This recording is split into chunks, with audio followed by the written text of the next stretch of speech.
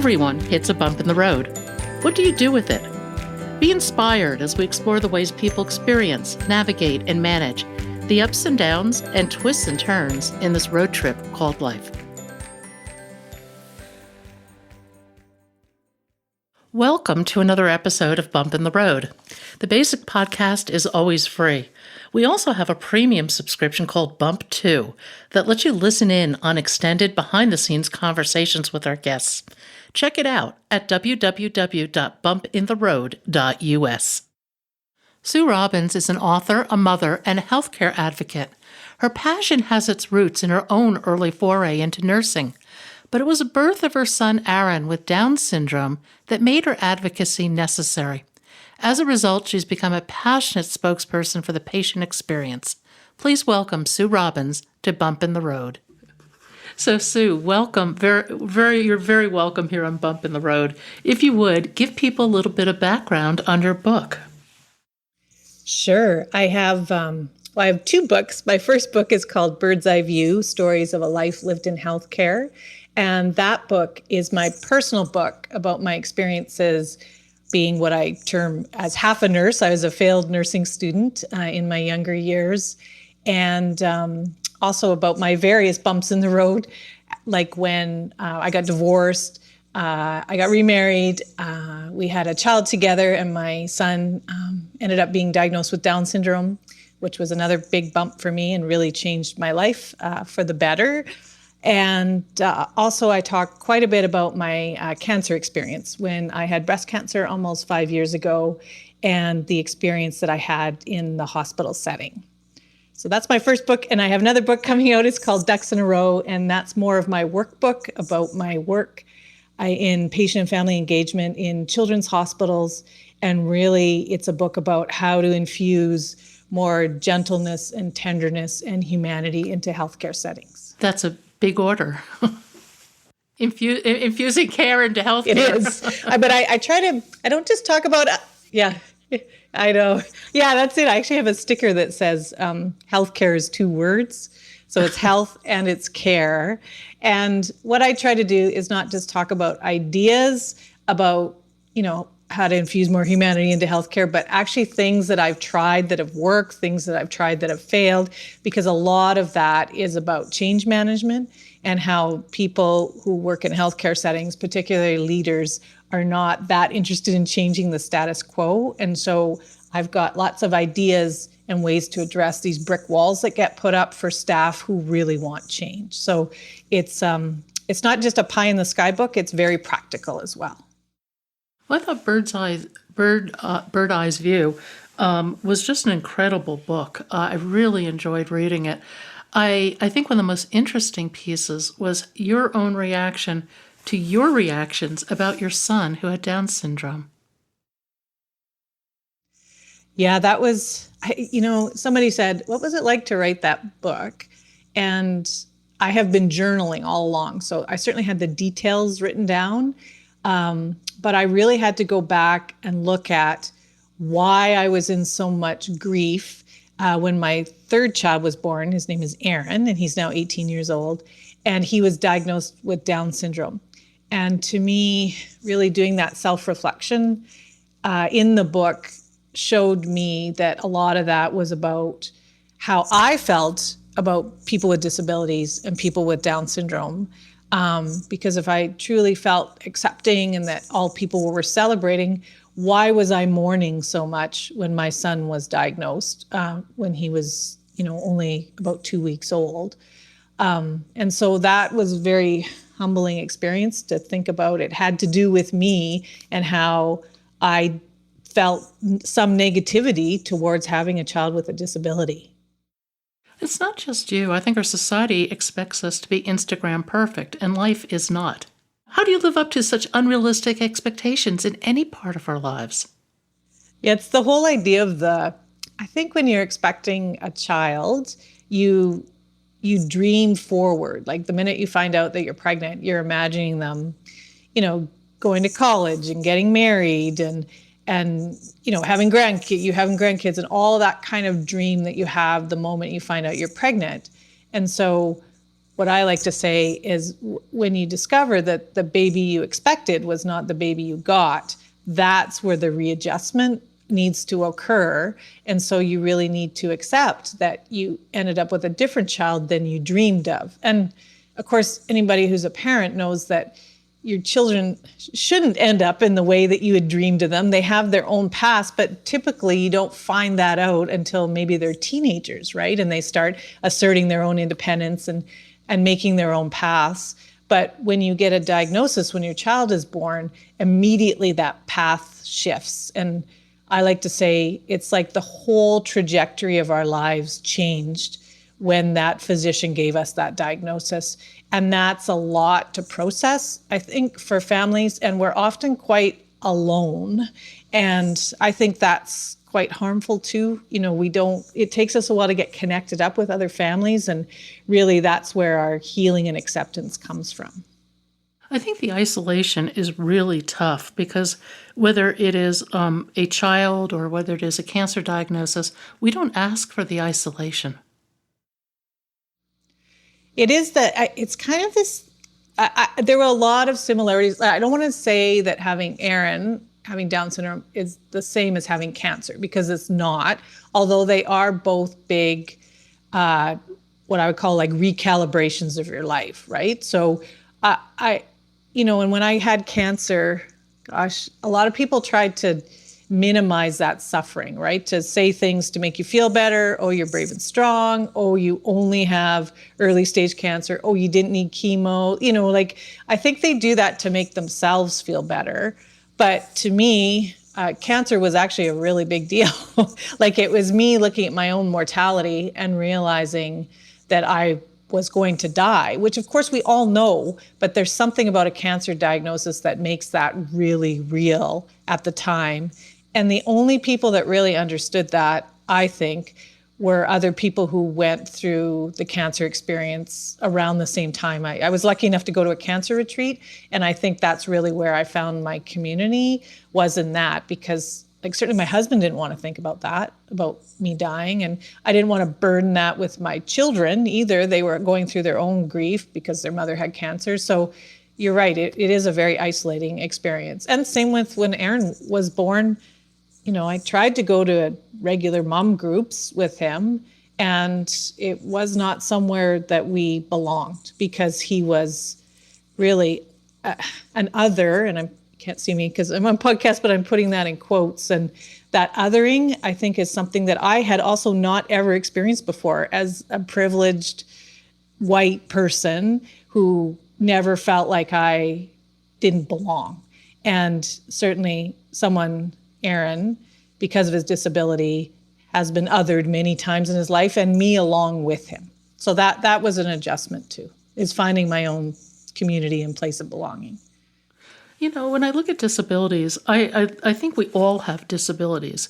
We all have strengths and we all have weaknesses. And whatever our unseen disabilities may be, it could be an attitude, it could be a fear, it could be something programmed into us early on. We have to cope with those. And I think we're awfully harsh on ourselves and each other in not recognizing the fact that we're all incredibly imperfect. And we're all struggling to some degree. Yeah, I think this perfection, like you talked about the Instagram, and the idea that we all have to be perfect. Honestly, I think that's going to be the death of us. I talk a lot about change in healthcare, and part of the resistance to change is that, physicians in particular are taught that they have to be perfect and they cannot make mistakes. And in fact, they're not robots, right? None of us are perfect. We're all human. So the idea of disability being an imperfection, I think, it's interesting because I talked to Aaron about this now that he's 18, about Down syndrome, and he very much realizes he has Down syndrome. It's something we talked about, from when he was a very young age, and we've done lots of advocacy and activism, so he's been involved with that as well. And so I asked Aaron, do you want to be called a person with Down syndrome? Like I was asking him kind of about language. And he said, Mom, I'm not a person with Down syndrome. I am Down syndrome, he said. That's what he said. So that Down syndrome is a very big part of his identity. And certainly it is, I I mean, it's like having green eyes, right? Like it's a part of his genetics. It's embedded in every cell in his body, that extra chromosome. And we're trying, now that he's older, we're trying to get beyond acceptance of him, but actually celebration. I think that's the evolution that you go through as a parent. And, people say, would you take it away from him? And I wouldn't. It, like he said, it is a part of who he is. Wow. I'm going to go back to talking about perfectionism, particularly in the medical establishment. I think that it leads to an imposter syndrome, if you will, where particularly physicians have to try to put forth this facade of being so perfect, whereas underneath they may really just be screaming. And there's nothing they can do about it. The system is so hierarchical, so judgmental. I think it's a system desperately in need of some care. No, I agree. I was actually on a panel yesterday for a session. It's called Gathering of Kindness, about kindness in healthcare, particularly about staff well-being.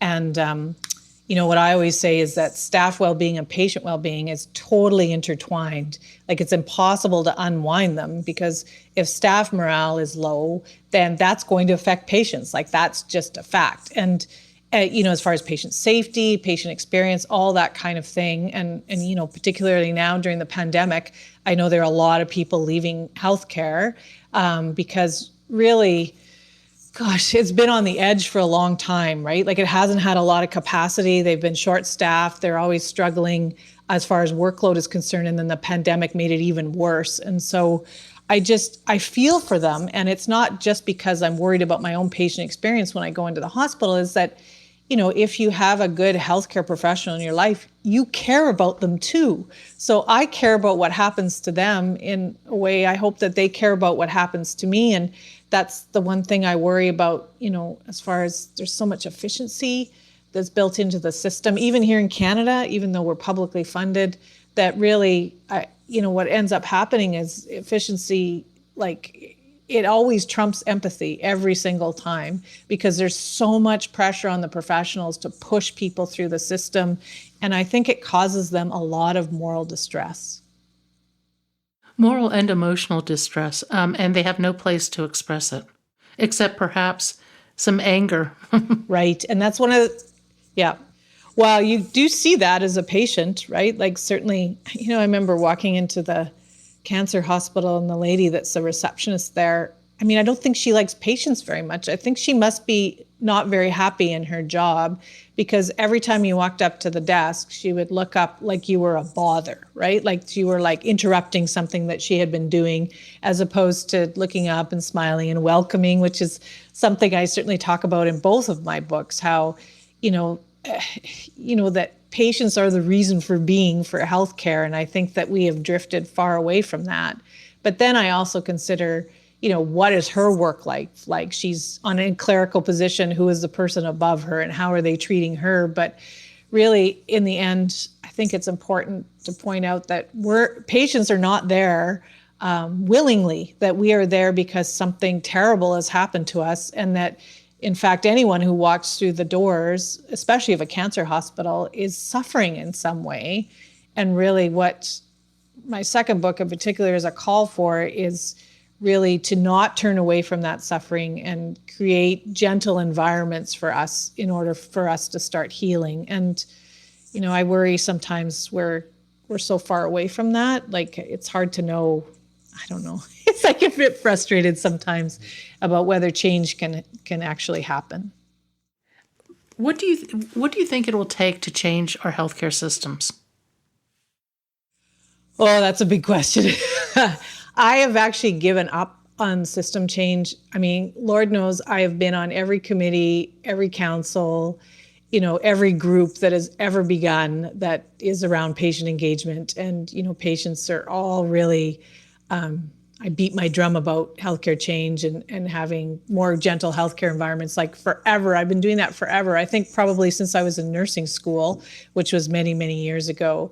And so what I've shifted to is not system change, but actually individual change. So my new book, Ducks in a Row, is a lot about what a person can do within their realm of influence in order to advance change, even just a little bit. So I kind of believe in this idea of, you do one thing and then another thing and another thing, and eventually you get to that tipping point where it does end up changing the system. But I think it starts with us as people. So some of the things when I worked in a children's hospital that I used to talk to staff about were very simple things, and they used to kind of make fun of me about this a little bit, but I'd say, when you're walking through the corridors of the hospital and you have your phone out and your head is down because you're busy, I know you're busy, but then there's families walking past you, what I would suggest is to create a friendlier environment is that you put your phone away, and when you're in public spaces, keep your head up and smile and say hello to people. And in fact, even one step further, especially if you're in a big hospital, there's often people lost in the hallways, is if you see somebody who's lost, it is everybody's responsibility. I don't care what position you have, how big your title is, how fancy your shoes are, any of that kind of thing, to help somebody who is lost in the hall. And so if we can start with that, with the smile and hello, and not end there, I think that's something that we can build on. So really what I believe in, I kind of talk about this serenity prayer a lot when I'm talking to health professionals and thinking about what is in your control and what is not in your control. So I can't control how the system's funded. I can't control other people's behaviors, but I can control when I'm standing in the coffee lineup and I know there's a patient behind me, asking them if you'd like to switch spots in line. And that's something that we did in our hospital quite a bit, right? Like just swapping spots in line so they're further ahead in the coffee lineup and it doesn't inconvenience anybody else. But just really what it says to patients and families when you make these small gestures is, I see you, I know that you're suffering, I care about you, and not just keeping it in your head, actually doing something to demonstrate that you care about them and how powerful that can be for patients and families. And one of the things you write in your book is about how the loss of dignity makes suffering worse. And I think that's so poignant. Yeah, I had breast cancer. So, you think about the personal parts of your body and how your breasts of all things, and how they are really exposed to the world once you go into the cancer hospital. And I know like the mammogram techs will say to you, oh, don't worry, I've seen 1,000 breasts, no big deal to me. But it is a big deal to me. I think that's what they forget, the fact that, might not be covered properly by a gown, and how I'm not used to exposing my breasts to people, even though you see breasts all day long, and how really taking the time to think about how would I feel if it was me as a patient. That's really where the nuggets of empathy come from. And I think that in our very fast-paced healthcare environments, those simple acts can get forgotten. One of the things I talk about a lot in my first book is warm blankets, and how I think they're a metaphor for all those small kindnesses in healthcare, because I can remember every single warm blanket that's ever been brought to me. And I think just even those simple, easy acts that do not take very long can make a world of a difference to patients. Yeah, I agree. And I think change does start with the individual, and it can grow from there. Trying to attack the medical hierarchy, the training process, and everything else is just beyond the abilities of any one person. Yeah, and it's just an exercise in frustration, I think. And I think as patients, we get sold the idea that if we become involved and we get our voice in there, that we can change the health system. And I think it's actually a lie. I don't think that's not fair, is to expect us patients to do all the advocating ourselves. It's very heavy lifting. And gosh, I've probably given 100 talks over the years to medical students and physicians and nurses. And, I don't know, did sharing my story make a difference? I have absolutely no idea. I don't think I changed the system in any way, but, I do get feedback every once in a while that one person heard what I had to say and, changed their practice slightly because of it. And that did make a positive difference for, patients behind me. So I guess that's why I haven't given up yet, is that I think there has to be some hope, right? Otherwise I wouldn't keep talking about this, that really, I think it starts with having safe spaces to share our stories. I think that's really important. Well, in a way, medicine is going through a lot of change. You look at, particularly in nursing, the numbers that are leaving medicine are astonishing. And that is going to be a game changer in its own way. And the reasons for leaving may vary, but I think at least a piece of it is people seeking some humanity. Yeah, and I think staff need to be cared for in order so they can care for patients. Like, that's just a fact, right? Some of it does have to do with staffing levels and workloads. And of course, that type of thing needs to be looked after. But it's also about how, your teammate, your colleague treats you, right? And really creating these environments. I mean, they do, I talk quite a bit in my new book about reflective practice, which is a way for staff to get together and talk to each other when something hard has happened in their workplace. Like, I have this story in my first book about, talking to a bunch of intensive care nurses, pediatric intensive care nurses, so that they care for the sickest children imaginable in the hospital. And, sometimes those children die. And I remember asking the nurses, I said, so what do you do when a child that has been assigned to you dies when you're working a shift? And they just looked at me blankly and they said, well, we get another assignment and we have to go back to work. And I said, they don't give you time, right, to honor that child and your feelings around that child's death. And they said, no, that's not built into the system. If we're lucky, we have a friend who's working the same shift and we might talk to them in the staff room, but otherwise we just have to continue on. And that, that story just about breaks my heart because it makes me realize that, the executives are making decisions so that the staff are not being treated as human beings themselves. They're not robots, and they're dealing with human lives and human suffering. And really they need some time in order to process hard events. And that's what reflective practice is all about. And one of my big wishes is that hospitals would institute some sort of practice so that they have time to sit and think about some of these hard feelings, because compartmentalizing them and just shoving them away is not healthy for anybody. Well, not just stop and think, but stop and feel. Yes, yeah, that's right. Yeah, I like to talk about feelings.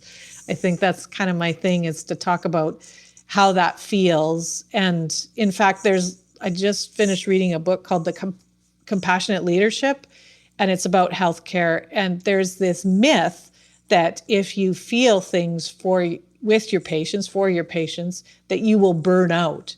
And in fact, there is a lot of research that says it's actually the opposite, that those people who shut off their hearts and shove away their feelings, they're the ones that end up in burnout because they have not had a healthy outlet to let those things go. And certainly, my therapy I started after I was in cancer, that's what we talk about, right? Like, you don't just avoid hard feelings.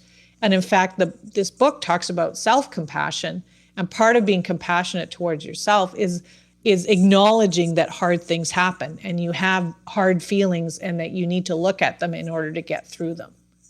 Well, I think you have to face hard feelings, feel them, and integrate them into your psyche, if you will, moving forward. Because until we face these things that are difficult, they will just haunt us.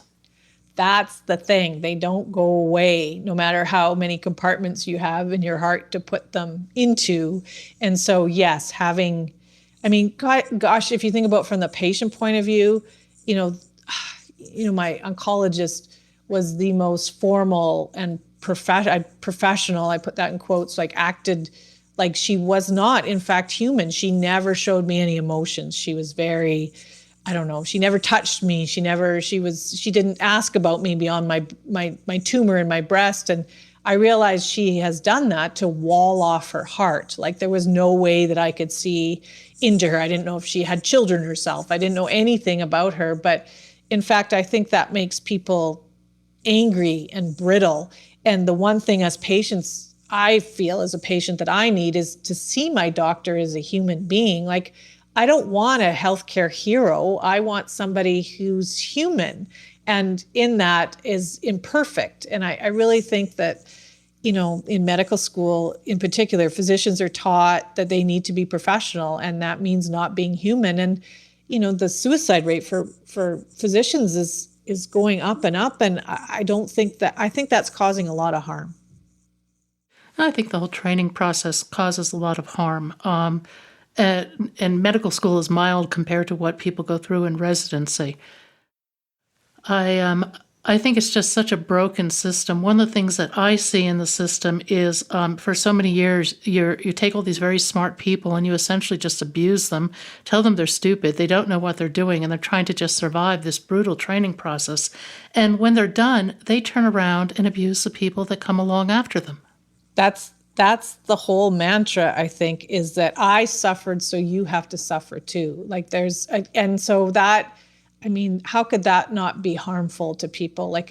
And people working 36-hour shifts, and just the way people are treated is, it's like they're using residents in particular as very cheap labor, right? Most residents do get paid, but not very much. And so they do a lot of heavy lifting in the hospital. And even my daughter is a pediatric nurse. So she just recently, 2 years ago, graduated from nursing school, and nurses are also used as labor in the hospital, but they don't get paid as residents do, right? Like they have to pay their tuition and they work in the hospital as students. But, just really the as you said, the abuse of them starts very early. And I think part of being compassionate with yourself is having the ability to stand up and say, no, this isn't okay. And certainly that's something that you'd be swimming against the stream in healthcare, because you're expected to be obliged to the hospital. And if they ask you to work overtime and extra shifts, and that you must say yes, right? That's your obligation. And I think that is causing a lot of the burnout, particularly now during the pandemic. Well, medicine's about compliance for everybody.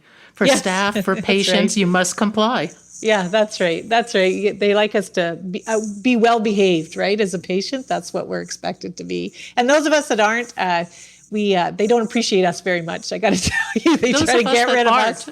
Yeah, those of us that aren't are the ones that survive. Mm-hmm. Yeah, no, it is good to speak up for lots of reasons, I would have to say. But certainly, if you try to lodge a complaint, go through the complaint process or anything like that, that I have to say that that's what I mean about sharing stories. Like there's good stories and bad stories in healthcare, and I really wish that we had a safe space to share both, because I think that's where the learning comes from. But often if you have a negative story about something that happened, you get dismissed and minimized. And, if you're a mother, you get called hysterical, and, they really don't want to hear about that. And I wish that they were more open to learning from our experiences. And I guess that's why one of the reasons I wrote my books is that, I didn't feel that listened to, especially with my cancer experience. So instead, I wrote it all down and published a book.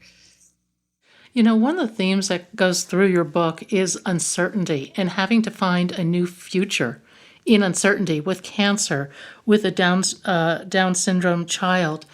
And it's so difficult. But the reality is we live in uncertainty, but we want to create this false world. You call it I love this. You call it a carefully curated illusion of life that doesn't really exist. And the only thing that really exists is reacting in the uncertainty and building from there.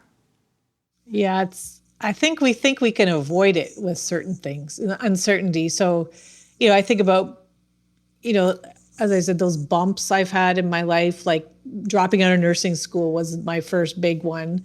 And then, I ended up with an English degree. Well, what do you do with that? In the early 90s in particular, and I ended up staying in healthcare and working in healthcare, but not as a clinician, but in various positions with my degree in Shakespeare. But I had no idea where, I knew nursing wasn't right for me. I kind of felt like it chewed me up and spit me out again, which is why I didn't finish my degree, because I wasn't so-called tough enough, right, to do that. But what I was going to do with my Bachelor of Arts, I had absolutely no idea.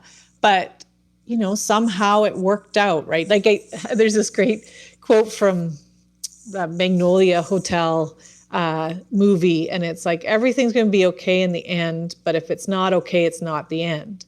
So when you're in the middle of it, it isn't okay. But then after you're kind of over that hump, you can look back and go, oh, okay, that all made sense. But that uncertainty is, very, very hard to live with. Same thing when your marriage breaks up, right? Like, because you don't know what's going to happen to you, what your future looks like. And gosh, we all wish that we had a crystal ball, but sadly we don't. Life catches up to you no matter what. It does, and I think you find yourself looking back on some of these circumstances and asking, what is true? Because your sense of truth has been totally disabled. Yeah, it's funny. I think we tell ourselves stories that we hang on to really, really tightly.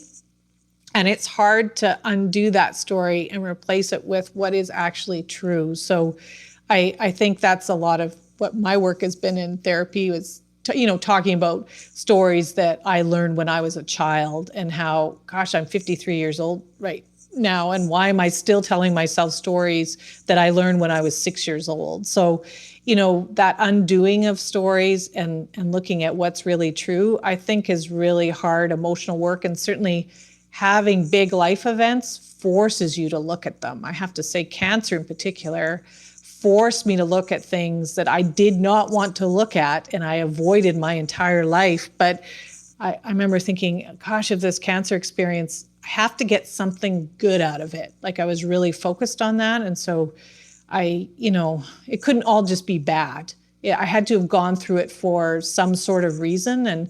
And so I realized my reason was so that I could better understand myself. Why do you think cancer does that? It's something about looking at your own mortality. I mean, if you look at literature and poems and songs across the ages, right? Like that's something that we're most terrified of, is looking at the fact that we are going to die, not just might die. It's not just an idea or a concept. It kind of brings it to life. So I remember going through, I'm not sure if other people do this, but, looking at all my pictures, and reminiscing a lot about, when my children were born and kind of going through that whole process of really reevaluating my whole life. And what I think cancer did is it told me I didn't have as much time as I thought I did. So if I was going to, say, write a book, I was a writer before all this, a freelance writer, did lots of magazine and newspaper work. And if I was going to write that book, which, all writers feel a bit of pressure to do, that I better hop to it because you never know what's going to happen. That is so true. If you could look back in time at your younger self, what would you tell her? Yeah, I have to think about that even that little girl. I'd say that, you were valued, you were worthy, no matter what. I'd say, that she is loved. I think about all those things that I had wished for, I think, when I was small, and I hope that I turned that around and gave that to my children, right? That piece of it that really, I think with unconditional love, that people can do anything. And it's the lack of that, the love that comes with conditions that really messes people up. So I think that would be the biggest part, that you are loved no matter what, even if you screw up, even if you're not perfect, even if you're not a so-called good girl as I was raised to be, right? That we still love you. You are loved.